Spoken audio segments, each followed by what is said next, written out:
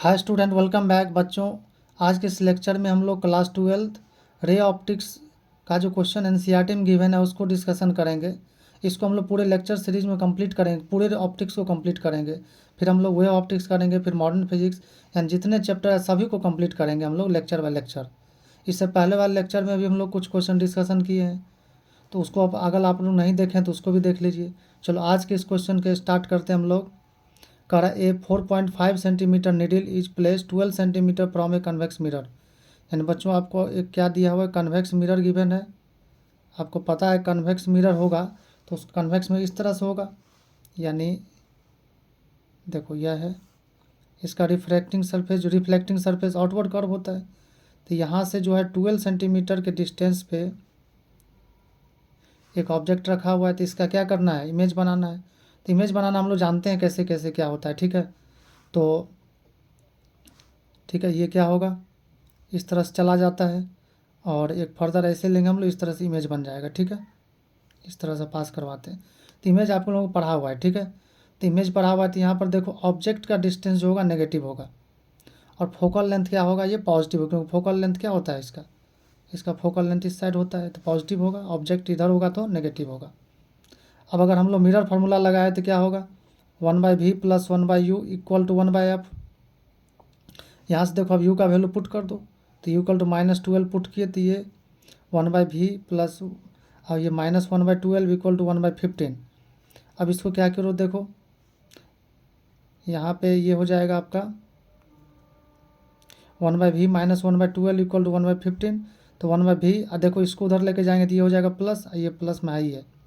अब बच्चों यहाँ 1/15 प्लस 1/12 इसको अगर सॉल्व करेंगे हम लोग, तो सबसे पहले 15 और 12 का एलसीएम लेंगे जो कि 60 आ रहा है। अब 60 जो एलसीएम आ रहा है इसको फिर 15 से डिवाइड करो तो ये 4 टाइम्स में, और ये कितना, फिर 12 से करो तो 5 टाइम्स में। तो अगर ऐड करेंगे 4 और 5 को तो 9 आएगा, तो 9/60। इसको 3 से क्या करो, कैंसिल करो, तो 3 से 3 बार में, 3 से 20 बार में। तो फिर 1/v इज इक्वल टू कितना, तो 1/v इक्वल टू आ जाएगा 3/20। तो v निकालेंगे तो रेसिप्रोकल करना पड़ेगा, 20/3 हो गया। अगर आप इसको डिवाइड करेंगे, तो ये आ जाएगा 6.7, ठीक है। तो यहाँ पर हम लोगों को इमेज का डिस्टेंस पता चल गया, ये जो है इमेज का डिस्टेंस है, ठीक है। अब अगर मैग्नीफिकेशन निकालना चाहेंगे, देखो मैग्नीफिकेशन, तो magnification m equal to -v/u होगा यहाँ, लेकिन u और v का वैल्यू साइन के साथ हम लोग प्लेस करते हैं। तो यहाँ v इक्वल टू कितना है, देखो ओरिजिनल फॉर्म वैल्यू रखेंगे हम लोग, तो 20/3। तो 20/3 ये माइनस यहाँ फार्मूला वाला है, और u माइनस में 12 है, देखो u जो -12 यहाँ से पुट कर दिए हम लोग। तो अब देखो यहाँ पर ये फ्रैक्शन, ये ऊपर वाला फ्रैक्शन है तो ये नीचे चला जाएगा, तो 20/3 इंटू 1/12, माइनस से माइनस कैंसिल हो जाएगा। तो मैग्नीफिकेशन आया 0.5। अब अगर हम लोगों को पूछा जाए कि हाइट ऑफ इमेज बताओ, तो मैग्नीफिकेशन के एक और फार्मूला जानते हैं हम लोग, ये फार्मूला कि magnification equal to height of image by height of object. तो मैग्नीफिकेशन तो कैलकुलेट कर ही चुके हम लोग, ये वाला कि 5/9। तो 5/9 equal to h/4.5, H O दिया है ऑब्जेक्ट का हाइट, देखो यहाँ पर ऑब्जेक्ट का हाइट गिवन है, ठीक है। तो 4.5, तो H I is equal to क्या, ये क्रॉस मल्टीप्लीकेशन हो गया, तो यहाँ पर कैंसिल होगा तो कितना होगा 9। तो 5 बार 45 होता है, लेकिन डेसिमल है तो 0.5। तो यहाँ से हम लोग आंसर निकाल लिए, H I equal to 2.5 centimetre, ये आंसर होगा, ठीक है। चलिए नेक्स्ट क्वेश्चन है, बहुत इंपॉर्टेंट क्वेश्चन है ये। कर a tank is filled with water to a height of 12.5 centimetre, the apparent depth of a needle lying at the bottom of the tank is measured by a microscope to be 9.4 centimeter. What is the refractive index of water? If the water is replaced by a liquid of refractive index 1.63 up to the same height, by what distance would the microscope have to moved to focus on the needle again? तो बच्चों यहाँ पर देखो concept ये है कि जब भी कोई मान लो कंटेनर है, ठीक है, तो कंटेनर है, तो कंटेनर में पानी होगा तो क्या, जब वो ऑब्जेक्ट मान लो कि 10 सेंटीमीटर नीचे है, तो जब आप ऊपर से देखें तो 10 सेंटीमीटर एक्चुअल जो डेप्थ है वो नहीं दिखाई पड़ेगा, थोड़ा सा ऊपर उठा हुआ दिखता है, यही कॉन्सेप्ट है। तो यहाँ पर एच डेप्थ नीचे मान लो ऑब्जेक्ट है ये, ठीक है, ये ऑब्जेक्ट है, तो यहाँ नहीं दिखेगा, कुछ ऊपर दिखेगा। तो कितना अपरेंट डेप्थ अभी भी होगा एच डैश, ये होगा अपरेंट डेप्थ। क्या होगा ये अपरेंट डेप्थ। ये क्यों दिखाई पड़ता है, इसके लिए देखो रे डायग्राम बना है कि एक दो रे लेंगे हम, एक तो सीधे चला गया बिना रिफ्रैक्शन का, क्योंकि जो लाइट नॉर्मली जाएगा क्या होगा बिना डेविएशन में पास होगा। और एक किसी एंगल पे लेंगे, देखो यहाँ पर क्या होगा, ऐसे जाएगा तो यहाँ पर ये नॉर्मल हो गया। तो जब रेयरर से डेंसर से रेयरर में जाएगा तो दूर भागेगा, तो दूर भाग के तो इसको पीछे मिलाओगे तो ये दोनों लाइट रे जो है, ये वाला और ये वाला, ठीक है, ये दोनों लाइट रे ये कभी नहीं मिलेगा। तो क्या होगा, इसको पीछे बनाना पड़ेगा। तो फाइनली यहाँ पे आपको दिखेगा। तो ये कितना शिफ्ट हो गया, तो देखो एच माइनस एच डैश, ठीक है। तो हम लोग एच डैश लिख सकते हैं कि apparent depth equal to H dash equal to H by mu, ये फार्मूला पढ़े हुए हम लोग।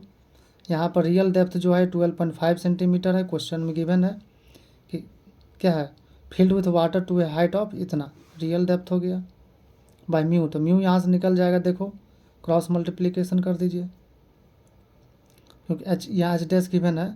तो 12.5 बाई 9.4 इक्वल टू, अब डेसिमल डेसिमल कैंसिल कर दो, 125 बाई 94। तो बच्चों जब आप इसको सॉल्व करेंगे तो ये 1.33 आएगा, जो कि वाटर के रिफ्रैक्टिव इंडेक्स के इक्वल है, आर आई ऑफ वाटर, ठीक है, ठीक है। अब क्वेश्चन में कह रहा है if the water is replaced by liquid of refractive index 1.63, मतलब वाटर को हटा कर कोई दूसरा क्या करते हैं, लिक्विड हम लोग उसमें रखते हैं, तो क्या होगा, शिफ्टिंग कुछ और अपरेंट डेप्थ हो जाएगा। तो अपरेंट डेप्थ निकाल लेते हैं हम लोग, इसका म्यू इतना गिवन है। तो H dash is equal to अब क्या होगा, apparent depth in the new liquid when water is replaced by liquid with refractive index 1.63, ठीक है। तो एच डैश जो होगा apparent depth equal to H by mu. तो एच तो रियल डेप्थ तो है 12.5 सेंटीमीटर, और म्यू को यहाँ रख दिए। तो बच्चों जब आप इसको सॉल्व करेंगे तो ये आता है 7.67 सेंटीमीटर।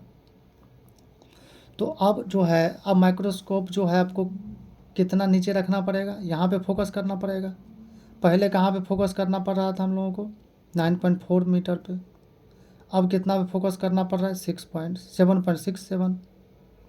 तो यहाँ आप जो अगर माइक्रोस्कोप को मूव कराना है, क्योंकि अगर इमेज देखना है, ठीक है, यहाँ लिखे भी हैं the distance which microscope must have to move to focus the needle again.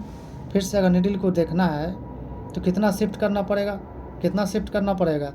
तो जो पहले वाला था ओरिजिनल अपरेंट डेप्थ था माइनस न्यू अपरेंट डेप्थ, तो ओरिजिनल अपरेंट डेप्थ था माइनस न्यू अपरेंट डेप्थ, तो जो कि होगा 9.4 माइनस 7.67। तो अब इसको सॉल्व कीजिएगा तो इतना आंसर आएगा, ठीक है। चलिए ये क्वेश्चन है आपका, करे small candle 2.5 centimetre in size is placed at 27 centimetre in front of A concave mirror of radius of curvature 36 centimetre.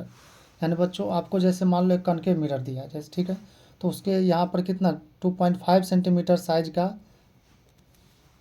Concave mirror से 27 सेंटीमीटर पे रखा गया है, ठीक है। रेडियस जो कर्वेचर का है वो 36 सेंटीमीटर है। At what distance from the mirror should a screen be placed, यानी मिरर से कितना डिस्टेंस पे स्क्रीन रखेंगे टू ऑब्टेन शार्प इमेज, यानी इमेज दिखे। तो जहाँ पे इमेज बनेगा उतना ही डिस्टेंस पे रखना पड़ेगा। अगर इमेज को देखना है तो स्क्रीन कहाँ रखेंगे, जितना डिस्टेंस पे इमेज बनेगा, तो वही रखती है हम लोग। तो कर describe the nature and size of the image, यानी मैग्नीफिकेशन भी चाहिए, नेचर और साइज बताने के लिए मैग्नीफिकेशन की ज़रूरत होती है। If the candle is moved closer to the mirror, कर आप कैंडल को क्या कर रहे हैं, मूव क्लोजर कर रहे हैं मिरर के, तो how would the screen have to move, screen को किधर मूव कराना होगा, पीछे मूव कराना होगा कि आगे मूव कराना होगा, यही क्वेश्चन में कह रहा है। तो बच्चों देखो यहाँ रेडियस ऑफ कर्वेचर गिवन है, तो फोकल लेंथ लिख सकते हैं हम लोग। अब पता है कॉनकेव मिरर में, कॉनकेव मिरर की अगर बात करें हम लोग यहाँ पे, जैसे मान लो कॉनकेव मिरर है, ठीक है, तो इसका जो है concave mirror radius of curvature इधर होगा, फोकस भी इधर होता है तो माइनस में होगा, इसलिए माइनस लिखें यहाँ, ठीक है।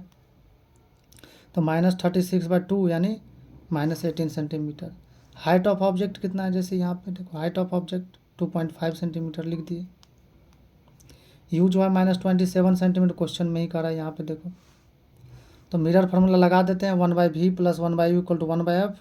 तो 1/v इक्वल टू, देखो यहाँ u को उधर लेके चले जा रहे हैं क्योंकि हमें u पता है, तो -1/u हो जाएगा, प्लस है तो माइनस हो जाएगा।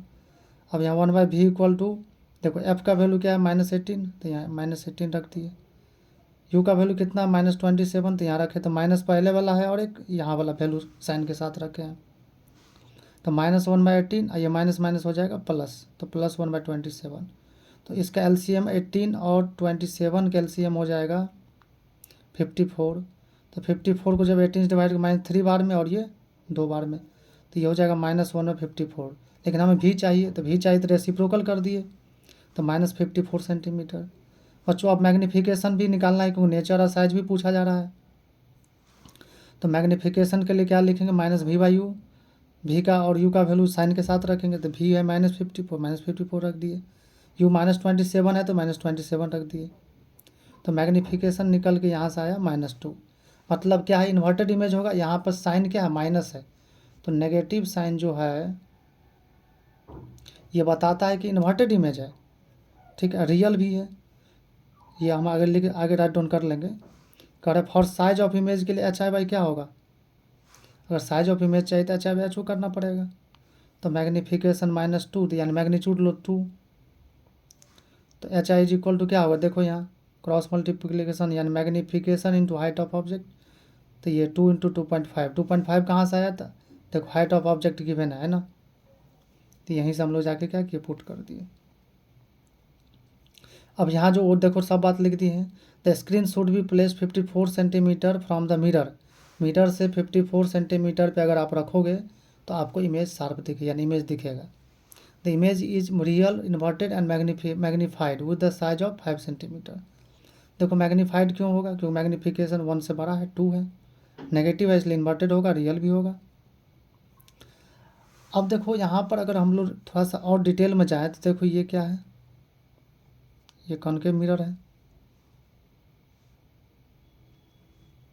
ठीक है। बच्चों यहाँ पर ये जो फोकस है और ये क्या है, सेंटर ऑफ कर्वेचर। तो सेंटर ऑफ कर्वेचर कितना है, देखो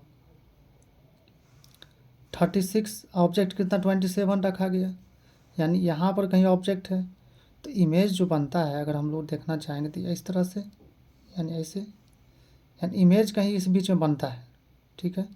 तो अगर हम लोग और पास ले जाएंगे तो इमेज तो पीछे भागती है, यानी यहाँ जो ऑब्जेक्ट जैसे जैसे फोकस की तरफ जाएगा ऐसे ऐसे इमेज क्या दूर भागेगा, यानी स्क्रीन को क्या है और दूर लेके जाना पड़ेगा। अभी स्क्रीन यहाँ पे है, ठीक है, तो और इसको क्या करना पड़ेगा, दूर लेके जाना पड़ेगा, क्योंकि हमको पता है कि ऑब्जेक्ट पास जाता है तो इमेज दूर जाता है, ठीक है। कब तक, जब तक फोकस तक जाएगा, फोकस के बाद और मूव कराएंगे तब उधर नहीं, अब इधर ले जाना पड़ेगा स्क्रीन को उधर, क्योंकि बिहाइंड द मिरर इमेज बनेगा, ठीक है, ये पता है आप लोगों को।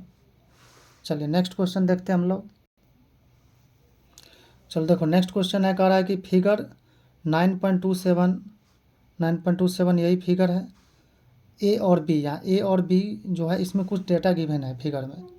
क्या गिवन है, देखो यहाँ एयर से ग्लास में क्या है, रिफ्रैक्शन हो रहा है, और यहाँ एंगल ऑफ इंसिडेंस जो है 60 डिग्री है, और इसमें क्या एंगल ऑफ रिफ्रैक्शन ग्लास में जो है 35 डिग्री है।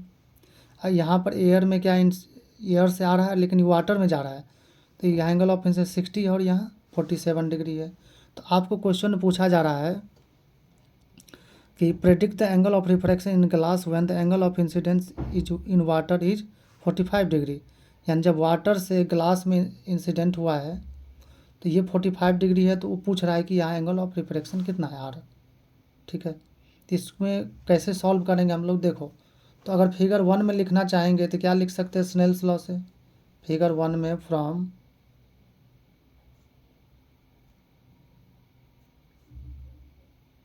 स्नेल्स लॉ, तो फिगर 1 में अगर स्नेल्स लॉ लगाएंगे तो क्या होगा, इसका रिफ्लेक्ट μ1, यानी μ1 की जगह 1 है, 1 × sin 60, ये angle of incidence equal to क्या, इसमें ग्लास में चले तो μg × sin 35 डिग्री। इसको हम लोग रख लेते हैं, फिगर 2 में चलते हैं।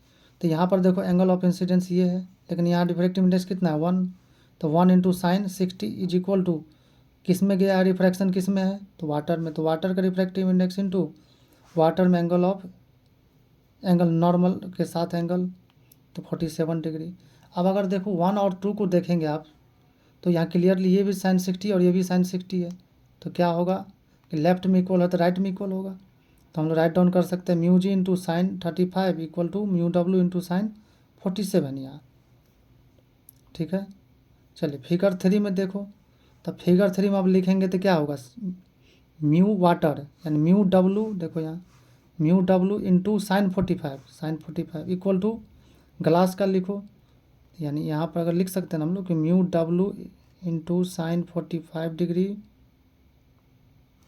इक्वल टू म्यू ग्लास में refractive index into sine R, यही चीज़ हम लोग यहाँ लिखे हैं। अब देखो यहाँ पे अगर हम लोग म्यू जी से डिवाइड कर देते हैं, इधर देखो इसको इधर लाते हैं लेफ्ट में, तो क्या हो जाए mu W minus mu G, ऐसा क्यों कि यहाँ से निकाल लेंगे हम लोग इक्वेशन 4 से, इक्वल टू साइन आर। बच्चों यहाँ अगर देखेंगे आप, तो अगर यहाँ पर ये निकालेंगे हम लोग mu G by mu W by mu G अगर निकालना चाहोगे तो क्या होगा, ये इसको इधर डिवाइड कर दो तो ये साइन 35 बाई साइन 47 होगा, ठीक है। इस तरह से निकाल सकते हैं। तो साइन 35 बाई यहाँ पर क्या किया, पुट कर दिया साइन 47 इंटू साइन 45, तो ये वाला है ही है, equal to sine R. From 1 यहाँ से कहाँ से पुट किए हैं, तो फ्रॉम इक्वेशन 4 से कि म्यू डब्लू, देखो यहाँ म्यू डब्लू, इसको इधर ले जाओ तो क्या होगा म्यू जी इक्वल टू, इसको अब इधर ले जाना पड़ेगा, तो क्या होगा साइन 35 बाय साइन 47 डिग्री, ठीक है। तो इसका देखो डेटा थोड़ा सा ये कॉम्प्लिकेटेड है, क्योंकि ये कैलकुलेटर से ही देखना पड़ेगा, ऐसा वैल्यू कोई पता नहीं होता, हम लोग याद नहीं होता जनरली। तो साइन 45 और 40 अगर करोगे कैलकुलेट करने के बाद ये सब तो 0.61 आता है, ये कैलकुलेटर सही हो सकता है या डाटा गिवन होगा एग्जाम में। तो आर इक्वल टू क्या होगा, ये साइन इनवर्स 0.61 जो कि 38 डिग्री के आसपास आता है, ठीक है। तो और भी क्वेश्चन हम लोग अपलोड करेंगे, सभी क्वेश्चन को हम लोग अपलोड करेंगे, ठीक है, लेक्चर बाय लेक्चर। तो आप लोग इसको देखते रहिए और राइट डाउन जरूर कीजिएगा, ठीक है।